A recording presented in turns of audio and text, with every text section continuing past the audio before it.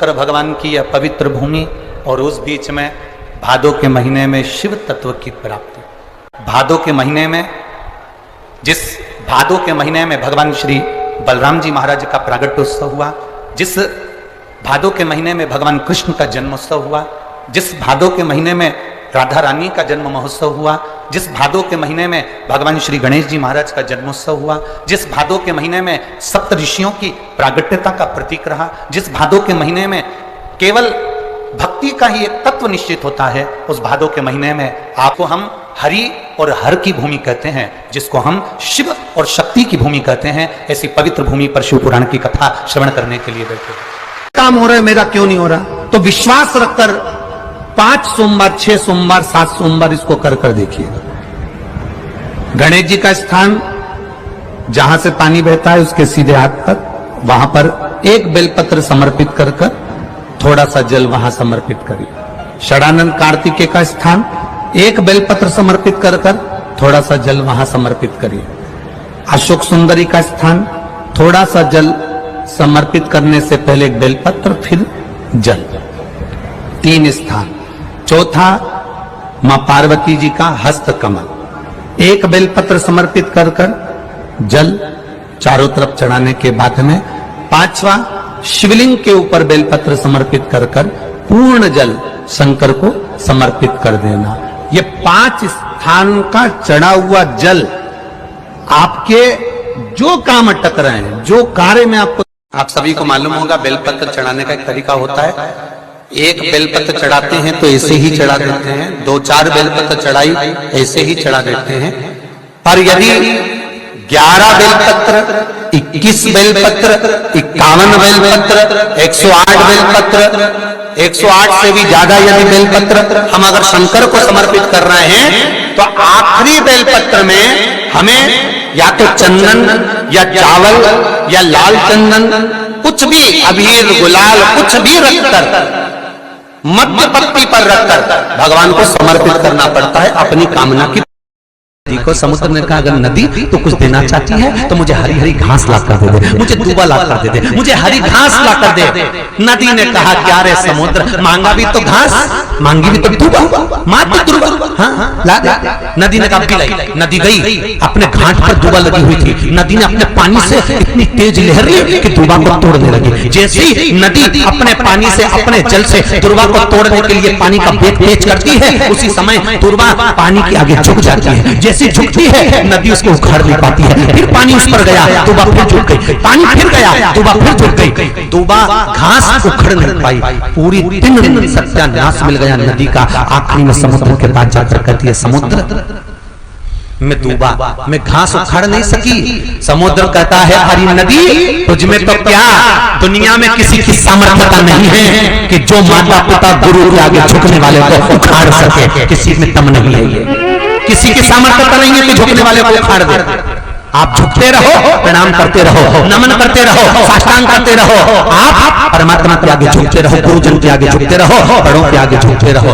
जिंदगी में किसी में दम नहीं है कि आप उखाड़ सकते हो। झुकने की आदत तो डालो, प्रणाम करने की आदत तो डालो। नमन जिसके हम पांव पड़ते हैं, ठीक है, जिसके हम पांव पड़ते हैं वो बड़ा होता है कि जो पांव पड़ रहा है वो बड़ा होता है।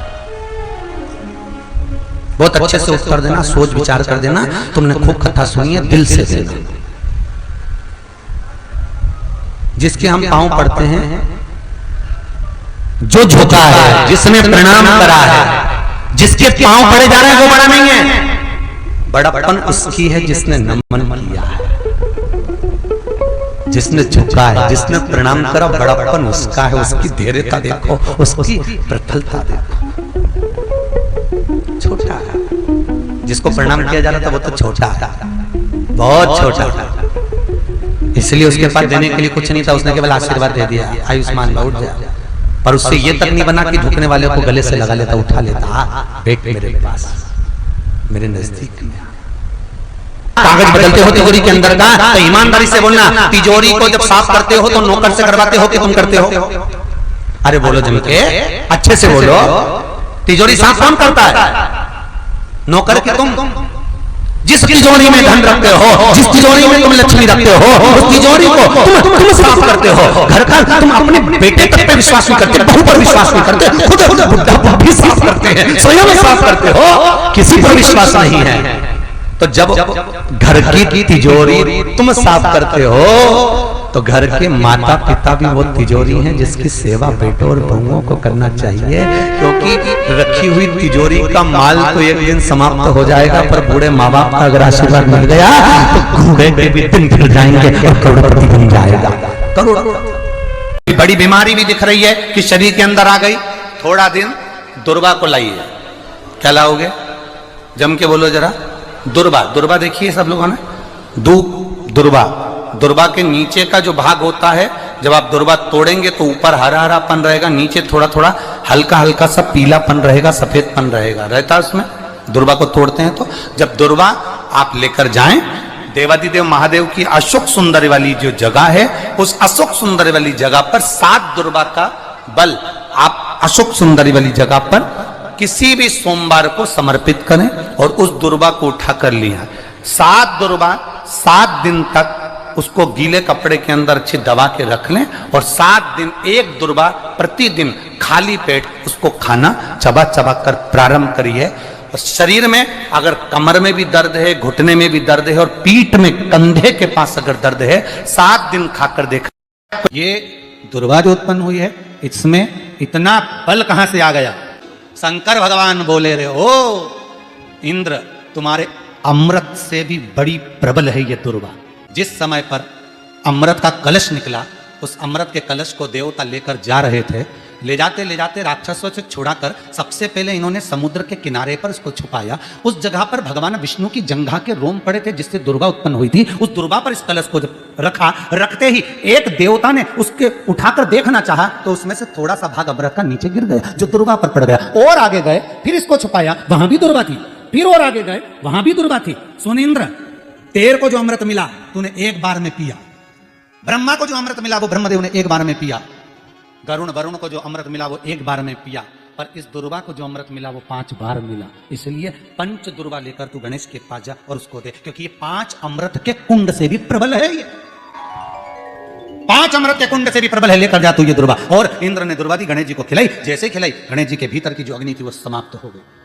अगर कष्ट का जीवन चल रहा हो, तकलीफ की जिंदगी चल रही हो, या तो 5 सोमवार या 7 सोमवार हाथ में दुर्वा, मान लो ये तुमने दुर्वा ले ली, हाथ में दुर्वा, एक बेलपत्र, और उसी हाथ में अपने घर का भरा हुआ 1 लोटा जल। पहले रखना है दुर्वा, फिर रखना है बेलपत्र, उसके बाद में हाथ में 1 लोटा जल, और दोनों हाथों का स्पर्श करते हुए जो अपना पूजन का कक्ष होता है घर के अंदर का, उस पूजन कक्ष की साक्षी में अपने कुल देवता, पितृ देवता और अन्य देवताओं का स्मरण करते हुए, बाबा बहुत दुखी हूँ, बहुत तकलीफ में हूँ, बहुत कष्ट में हूँ, बाबा को अपने मन का भाव कहते हुए, हृदय से प्रार्थना करते हुए अपने घर के मंदिर से निकल कर फिर उस जल को लेकर शिवालय तक जाओ और दक्षिण की ओर खड़े होकर उत्तर की ओर मुख कर जल समर्पित करो। बेलपत्र और दुर्वा दोनों को अशोक सुंदरी वाली जगह पर चढ़ा दीजिए। अशोक सुंदरी की जगह तो सबको मालूम है ना। चढ़ा हुआ थोड़ा सा जल लेकर आओ, घर के दरवाजे पर उसका छींटा दे दो, लेपन कर दो, और बाबा से 5 सोमवार नियम से आप दुर्वा, बेलपत्र और जल का प्रयोग अगर करोगे, 5 सोमवार पूर्ण होंगे, जो तुम्हारा दुख है वो समाप्त जरूर होगा। शिव करना जरूर। में बहुत कर्जा है, इतना भी धन नहीं है कि काशी जाकर सारनाथ भगवान का दर्शन करे। तो शिव महापुराण की कथा कहती है, अगर बन सके तो 5 बेलपत्र, 5 दुर्वा, 5 कनेर का पुष्प, 5 काली तिल हाथ में रखकर सारनाथ भगवान का स्मरण कर भगवान शंकर के मंदिर में शिवलिंग पर समर्पित करें, और शिवलिंग पर समर्पित कर सारनाथ भगवान का स्मरण कर लोटा भरकर जल शिव को समर्पित करें। उसी का थोड़ा सा जल झेल कर लेकर आकर अपने घर व्यापार के ऊपर छिड़कना प्रारंभ करें। धीरे धीरे 3 महीना भी नहीं लगेगा, व्यापार वृद्धि करेगा, कर्जा चुकना प्रारंभ हो जाएगा। 4 गुरु हमारी जिंदगी में हमेशा मिले हैं। पहले नंबर पर माता, दूसरे नंबर पर पिता, तीसरे नंबर पर शिक्षक, और चौथे नंबर पर सतगुरु। सारे देवताओं का दर्शन करिएगा, सारे देवताओं के मंदिर जाइएगा, सारे देवताओं का दर्शन करिएगा, सारे देवताओं के मंदिर जाइए, सारे देवताओं का दर्शन करिए, सारे देवताओं के मंदिर जाकर सारे देवताओं का दर्शन कर कर एक बार मेरे देवाधिदेव महादेव का दर्शन करिएगा। सारे देवताओं के दर्शन में और महादेव के दर्शन में एक अंतर सबसे प्रबल मिलेगा। सारे देवताओं के मंदिर में सारे देवता ऊंचे ऊंचे स्थान पर बैठे मिल सकते हैं, पर मेरा महादेव का शिवलिंग जब भी नहीं मिलेगा तो जमीन पर ही मिलेगा, पृथ्वी पर ही मिलेगा। माता पार्वती जी भी बैठी हैं तो ऊंचे स्थान पर बैठी हैं, गणेश जी बैठे हैं तो ऊंचे स्थान पर बैठे हैं, षडानंद कार्तिकेय बैठे हैं तो ऊंचे स्थान पर बैठे हैं, भगवान विष्णु बैठे हैं तो ऊंचे स्थान पर बैठे हैं, मेरे राघव जी मेरे राम जी बैठे हैं तो ऊंचे स्थान पर बैठे हैं, दत्त भगवान बैठे हैं ऊंचे स्थान पर बैठे हैं, सारे ग्रह बैठे हैं ऊंचे स्थान पर बैठे हैं, पर केवल एक मेरा देवाधिदेव